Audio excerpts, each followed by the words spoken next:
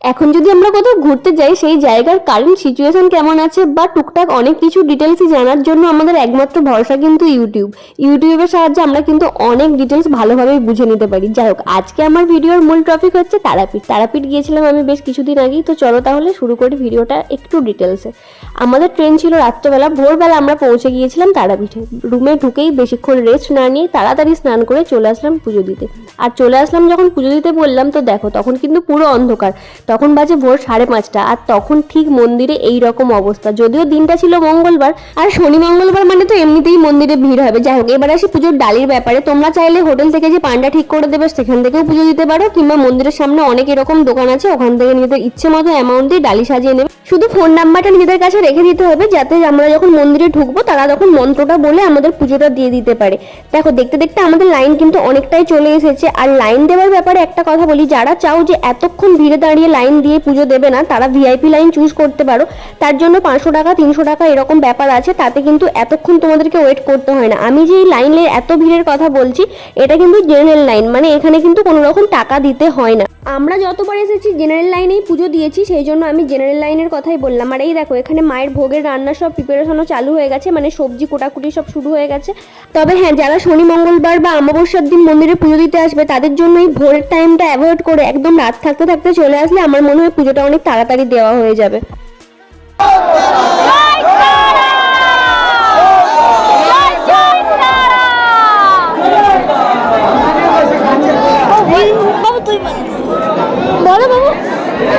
একটু আগেই বলছিলাম না যে ভিআইপি লাইন 300 টাকা বা 500 টাকার, এই লাইনটা হচ্ছে ভিআইপি লাইন। এখানে ভিড়টা দেখতেই পাচ্ছ অনেকটা কম আছে জেনারেল লাইনের তুলনায়। তোমরা যদি চাও ভিআইপি লাইনে দাঁড়িয়েও পুজো দিতে পারো, তাহলে কিন্তু ভিড়টা ঠিক এইরকম কম থাকবে।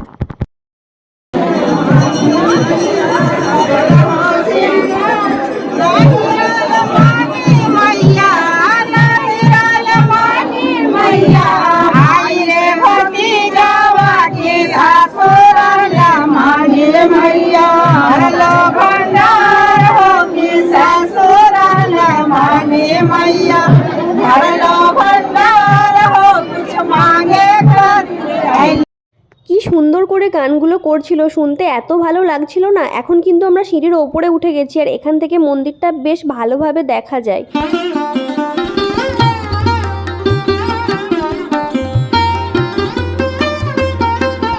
মন্দিরের ভেতরে যেহেতু ফোন অ্যালাউ নেই, সেই জন্য ফোন আগেই বন্ধ করে দিয়েছিলাম। ভালোভাবে মায়ের পুজো দিলাম, পুজো দিয়ে বেরিয়ে বেশ কিছু ফটো ভিডিও নিয়েছিলাম। তারপর চলে আসলাম সোজা হোটেলে। বাড়ি থেকে নিয়ে যাওয়া ইলেকট্রিক কেটেলে বানালাম একদম দারুণ করে একটা চা, যেহেতু সেই ভোর থেকে একদম উঠে চলে গিয়েছিলাম পুজো দিতে। জানালার সামনে বসে বসে এখানে চা খেলাম, আর এখান থেকে আমাদের হোটেলের বাইরেটা ঠিক দেখতে এতটা সুন্দর লাগে। চা খাবার পর আবার বেরিয়ে পড়লাম আমরা তারাপীঠের যে লোকাল মার্কেটগুলো আছে, যেখানে অনেক সুন্দর সুন্দর সব জিনিস পাওয়া যায়, ওখানে একটু ঘোরাঘুরি করে চলে গেলাম আমরা সোজা একদম মহাশ্মশানের দিকে। এইটা হচ্ছে মহাশ্মশানের দিকে যাবার রাস্তা, আর এটা হচ্ছে মায়ের মন্দিরের যে পেছনের গেটটা সেটা। আমরা প্রত্যেকবার আসলে সামনের গেট দিয়েই পুজো দিই, কিন্তু এটা হচ্ছে পেছনের গেটটা। এখানে মায়ের প্রসাদ বিতরণ হচ্ছিল, সেটাই একটু নিলাম, সবাই মিলে ওটাই খেলাম। তারপর চলে গেলাম আমরা শ্মশানের দিকে। তবে শ্মশানে যাবার আগে কিন্তু জুতো খুলে ঢুকতে হবে। জুতোটা আমরা বাইরে 2 টাকা দিয়ে খুললাম, খুলে তারপরে ভেতরে গেলাম।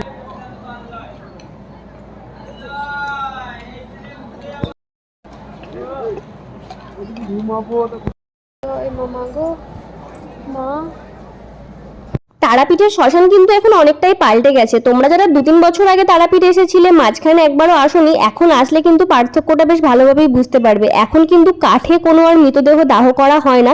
শ্মশানটা দেখে তোমরা বুঝতেই পারলে, আগে কিন্তু ওখানে একটার পর একটা মৃতদেহ দাহ করা হতো, আগুন নিভতোই না। আর এখন সবটাই ইলেকট্রিকে হয়। আমরা আসলাম তারপর নদীর দিকটাই, দেখলাম নদীর ওই দিকে একটা পার্ক হচ্ছে, এখনো কাজ চলছে। এখানটা বেশ শান্ত, বসে থাকতে খুব ভালো লাগে।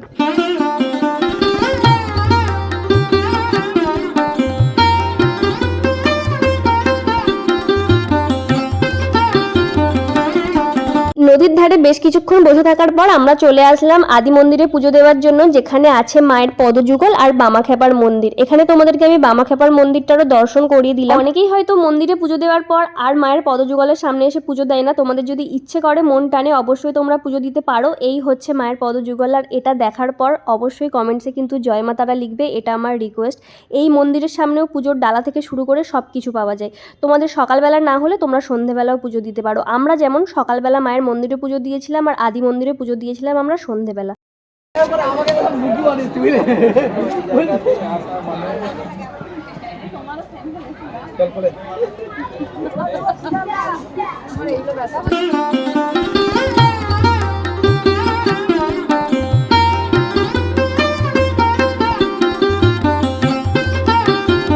শুধু তো পুজো দেওয়া আর ঘুরলেই হবে না, এবার তো পেট পুজোটাও করতে হবে।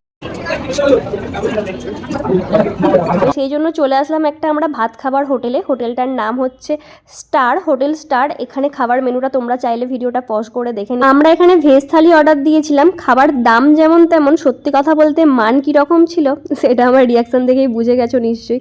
খাওয়া দাওয়া সেরে আমরা চলে আসলাম হোটেলে। আর আমাদের হোটেলের ডিটেলস তোমরা অনেকেই জানতে চেয়েছো কমেন্টসে, আমি অবশ্যই এই ভিডিওর শেষেই সেই সবগুলো বলে দেবো। এখানে এসে বেশ কিছুক্ষণ আমরা রেস্ট নিয়ে নিলাম। সন্ধ্যেবেলা আবার বেরিয়ে পড়লাম তাড়াতাড়ি যাবো বলে মায়ের মন্দিরে সন্ধ্যা আরতি দেখার জন্য। তারাপীঠ আসলে তো প্যাড়া কেনা মাস্ট। আজকের এই ভিডিওতে তোমাদেরকে খুব ভালো একটা আমি প্যাড়ার দোকান দেখাবো। তাছাড়াও তোমরা কাকাতুয়া থেকে প্যাড়া নিতে পারো। এই দোকানের তো কোয়ালিটির কথা আলাদা করে বলার কিচ্ছু নেই। আরতি অলরেডি শুরু হয়ে গেছে, এবার তাড়াতাড়ি যাই। আর আরতি দেখার জন্য একটা দারুণ ব্যবস্থা আছে, তো চলো এবার দেখ। এত সুন্দর লাইট দিয়ে মন্দিরটাকে সাজিয়েছে। আর তার সাথে বলছিলাম না যে দারুণ একটা জিনিস করেছে, এটা হচ্ছে এই যে বড় একটা স্ক্রিন লাগিয়ে দিয়েছে। এখানে সবাই একদম আরামসে বসে এখানে মায়ের মঙ্গল আরতি দেখতে পাচ্ছে সন্ধ্যেবেলা। এই সিস্টেমটা কিন্তু সত্যি বলছি আমার জাস্ট দারুণ লেগেছে। কিছুক্ষণ আগেই বলছিলাম একটা ভালো প্যারার দোকান দেখাবো। এই হচ্ছে সেই দোকানটার নাম হচ্ছে পৃথিবী। আর তোমরা সামনের গেট থেকে যদি যাও শ্মশানের দিকে, প্রথমেই যে বাঁকটা পড়বে ঠিক বাঁকের ওপরেই এই দোকানটা। এখানের প্যারাগুলো না বেশ নরম হয় আর সত্যি বলছি খেতে খুব সুন্দর হয়। তো চলো এবার আমরা রাত্রেবেলা আরেকবার যাচ্ছি শ্মশানের দিকে, কারণ দিনের বেলা তো আমাদের মায়ের আদি মন্দিরে পুজো দেওয়া হয়নি। তোমাদেরকে তো তখনই বললাম যে চাইলে তোমরা দিনের বেলা বা রাত্রেবেলা যখনও পুজো দিতে পারো। দেখো দিনের বেলার শ্মশান আর রাত্রেবেলার শ্মশানের মধ্যে ঠিক কতটা পার্থক্য। এই গা ছমছমে যে ব্যাপারটা আছে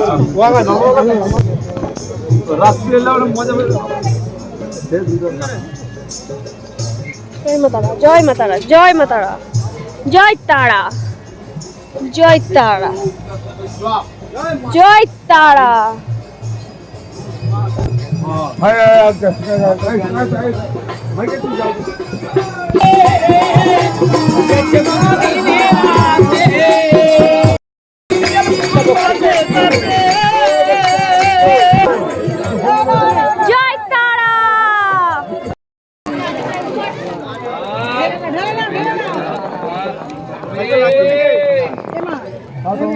সকালের মন্দিরের মতো অত লাইন থাকে না, তো সেই জন্য পুজোটা বেশ ধীরে সুস্থে দেওয়া যায়। আর পুজো দিতে গেলে তোমাদেরকে কিন্তু 20 টাকা করে দিতে হবে। আর সামনে থেকেই ডালি নিয়ে আমরা পুজোটা দিয়ে দিলাম।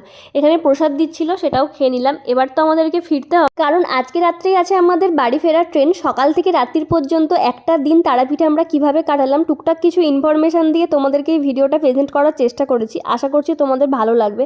আর তার সাথে এখনও কিছু টিপস, ভালো হোটেল, সেগুলোও বাকি আছে। তো চলো ভিডিওটা আগে দেখতে থাকো। তার আগে চলো একবার তারা মায়ের দর্শন করি। মানুষ দেখতে পাচ্ছে, মোবাইল দাঁড়িয়ে আছে।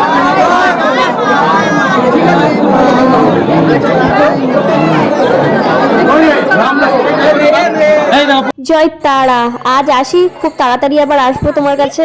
এবার তাহলে চলো ছোট করে একটু হোটেলের রুম ট্যুর দিয়ে দিই। আমরা যে হোটেলটায় ছিলাম তার নাম হচ্ছে বিকি গেস্ট হাউস। এখান থেকে মায়ের মন্দির পায়ে হেঁটে 1 থেকে 2 মিনিট। দুটো বড় বড় সাইজের বেড ছিল, কারণ আমরা ডবল বেড রুম নিয়েছিলাম। একটা বেডে মোটামুটি 3 থেকে 4 জন ভালোভাবে শুতে পারবে। আর বেসিক্যালি হোটেলের রুমে যা যা থাকে সেই সবই ছিল। সামনে ছিল একটা ড্রেসিং টেবিল টাইপস আয়না, তার সাথে অনেকগুলো চার্জিং পয়েন্ট ছিল, একটা টিভি ছিল। আর নন এসি রুম নিলে দুটো বেডের ওপরে দুটো ফ্যান ছিল, আর এসি রুম নিলে এসি ছিল। তার সাথে ছিল একটা সেন্টার টেবিল। রুমটা একটু মেসি হয়ে আছে, কারণ আমরা রুম ছেড়ে চলে যাচ্ছি, একটু অগোছালো আর কি। একটা বড় সাইজের ক্যাবিনেট ছিল, যার মধ্যে আমাদের জামা কাপড়ও আমরা রেখে দিয়েছিলাম। আর লোকেশনটা তোমাদেরকে একটু দেখিয়ে দিই। এই যে আই লাভ তারাপীঠ লেখা আছে, তার ঠিক পেছনেই যে একটা বড় পুকুর, তার একদম সাইডেই হচ্ছে এই হোটেল বিকি গেস্ট হাউস। এই যে লেখা আছে আই লাভ তারাপীঠ। চলো তোমাদেরকে সব থেকে যেটা আমাদের ভয় থাকে যে বাথরুম কীরকম, বাথরুমের মধ্যে একটা ওয়েস্টার্ন কোমোড, একটা বেসিন, একটা আয়না, আর হ্যাঁ গিজারও ছিল কিন্তু শীতকালের জন্য। রাত্রি 10টা সাড়ে 10টার সময় হোটেল থেকে চেক আউট করে আমরা বেরিয়ে গিয়েছিলাম, আর আমাদের ট্রেন ছিল ওই 2টোর দিকে। তো চলো এখন তোমাদেরকে দেখাই রাত্রের খাবারটা তোমরা খাবার হোটেলে না খেয়ে কীভাবে নিজেরাই রান্না করিয়ে খেতে পারবে। যেখান থেকে টোটো বা অটো ধরো, ওই যে তারামা সরণির সামনে যে আদর্শ লজ বলে বড় হোটেলটা আছে, তার ঠিক সামনেই দেখবে এরকম অনেক দোকান আছে যারা এরকম টাকা নিয়ে রান্না করে দেয়। এখান থেকে তোমরা চাইলে মুরগির মাংস বা খাসির মাংস নিজেদের ইচ্ছে মতো কিনতে পারো, আর তার সাথে তোমরা আলুটা কিনে দেবে, যদি টমেটো বা ধনেপাতা দাও সেটাও দিতে পারো, সেগুলোও কিন্তু ওদেরকে কিনে দিতে হয়। 1 কিলো মাংস রান্না করতে ওরা নেয় 100 টাকা, আর 500 মাংস রান্না করতে ওরা নেয়